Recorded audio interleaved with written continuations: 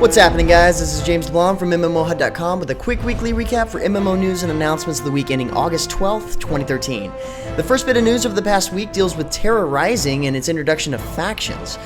Last week, Inmass Entertainment announced the Alliance update for Tera that plans to take allied warfare to the next level with the introduction of factions, the Exarch political system, new zones, along with new gear and weapons. Players are now capable of joining one of three factions which are located in major cities throughout Aeria: the Free Traders, the Enlightened Union, and the Iron Order. Seems like these new factions are really going to put some meaning behind the open world PvP. As a member of an alliance, players will do battle with new enemies and allies in 3 new instance zones called Alliance Territories. In these battlegrounds, players will attack and defend the respective fortress for great rewards. In addition, players can earn contribution points or steal Noctinium resources to obtain powerful alliance gear, including new combat items such as flash grenades and invisibility potions. This new update for Tera is set to launch tomorrow, August 13th. Update 8.8 of World of Tanks plans to introduce some cool new tanks into the Soviet and German lines. The upcoming update will bring an alternative branch of Soviet medium tanks starting at Tier 6. This new line will include the A43, the A44, the Object 416, and the Object 140 that will take its place as the nation's top medium tier option. Fans of the German tech tree will see the debut of 2 new vehicles, the Tier 4 DW Heavy Chariot and the Tier 6 VK30-2 medium tank. Update 8.8 will also introduce 2 new Chinese premium machines, the Tier 8 T-34-3 medium tank and the 112 Tier 8 heavy tank, as well as a new battle arena with an autumn setting called Tundra. On a similar front, War Thunder released a new dev diary last week spotlighting Update 1.33 that reveals a number of important and qualitative improvements to the game.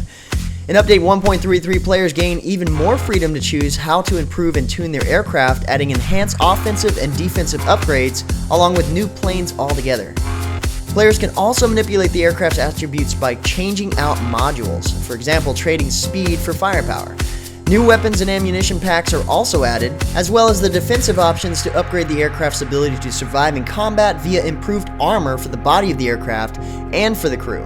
And as usual, major updates like this one adds plenty of new planes to the game, so check the link in the description below to check out the developer's diary, along with information about the new add-ons and planes. Nexon keeps the action going with the Season 2, Episode 2 content update for Vindictus. The latest add-on features Pantheon the Executioner, a creature of unimaginable evil from beyond the grave. He's the most difficult boss players will face in the game so far. With 3 different forms and no sympathy for the living, gathering a strong party to take this new super boss is a must in the 8-player Shadow of Death raid. Blacklight Retribution introduces a new map called Dropzone as a flashback to Zombie Studios' Blacklight Tango Down. Dropzone is perfect for close to mid-range gameplay, which takes place in a metropolitan roundabout in the aftermath of the onslaught. There will be plenty of tight congested street to lay an ambush for unsuspecting agents, and because of the map's smaller size, the gameplay will definitely be fast and frantic. To go along with the latest update, they've raised the level cap from 40 to 50, introduced new titles in camouflage, and 2 new melee-focused items like the Riot Shield and the Sonic Tomahawk. Not to mention the new thermal protection gear that can actually keep you safe from snipers who are using the infrared scopes. Legends of Mount Hua, the first expansion for Age of Wushu, is finally available for free download, bringing 8 new features to the martial arts sandbox. The Legends of Mount Hua expansion introduces an original story, an instance, an 80-player battle arena, and PvP competition. In addition, the expansion includes a new large-scale battleground called Yuyin 16 Prefectures Battle Arena, where players can test their combat skills alongside more than 80 other players. There's plenty more to know about this expansion, so check the link to the launch article in the description below to get all the details. And speaking of first expansions, don't forget the first module of Neverwinter's Fury of the Feywild is launching August 22nd, and last week Perfect World Entertainment released another teaser trailer highlighting Sharandar, the new adventure zone, and Malabog's Castle, which is the upcoming new dungeon. Not much new information was given, but the new teaser is worth checking out to see what to expect come August 22nd. Tyr, the one-handed lawgiver, enters the Arena of the Gods last week as a physical melee god whose passives grants immunity to stuns, taunts, fears, and mesmerizes so that they last no longer than a second. That's actually pretty cool. Tyr is a god who has 2 stances, Assault Stance and Guard Stance, essentially giving him 2 sets of abilities. His Assault Stance can end up dealing lots of physical damage, and his Guard Stance, however, can grant useful control in teamfights with abilities like dashing through crowds, causing enemies to be knocked back. His ultimate is pretty generic, but I've got to admit, it does look pretty intimidating. A couple of new games were announced over the past week, and you guessed it, another MOBA. This one is called Strife, and it's from S2 Games, the same developer as Heroes of Newerth. Strife aims to make strides in MOBA storytelling, delivering an engrossing world with a layered backstory to further connect players with the heroes they choose. I hate to say it, but without much further information, the only new feature I see here is customizable character choices. According to the official press release, everything from the pets they fight with to the crafted weapons and items they bring to the battle is informed by the look, feel, and personality of each hero. The video playing in the background is a teaser for one of the first heroes named Rook, and just like a lot of these titles, we've got to wait to see some gameplay along with other info to better understand how this game is unique. One of last week's weekly recap top comments was fitting for this next bit of news. It was from a user named Robert Anti-Freak, and the comment was, "More MOBAs, woohoo! 2 years ago, zombies were the big thing, now it's MOBA games."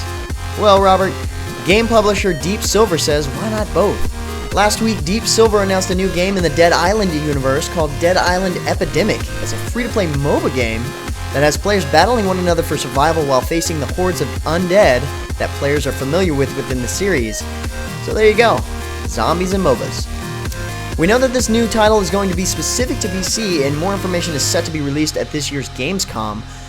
I'm kind of interested on how this will be set up, so check the link in the description below to gain access to their newsletter for more upcoming information about the game. As for now, who knows what this is going to be like.